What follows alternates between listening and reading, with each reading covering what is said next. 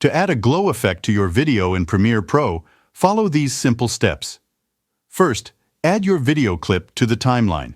If you want to apply the glow effect to the entire clip, you can skip this step. Otherwise, hold down the Alt key or Option key on Mac and drag the clip up to create a duplicate track. Hide the bottom clip by clicking the eye icon next to it. Now head over to the Effects panel and search for Luma key. Drag the Luma key effect onto the top clip. In the Effect Controls panel, adjust the cutoff to around 65% to specify the area you want to glow. Change the blend mode to Pin Light. Next, reveal the bottom track by toggling the eye icon back on. Now search for Gaussian Blur in the Effects panel and apply it to the top clip. Increase the blurriness to your preference.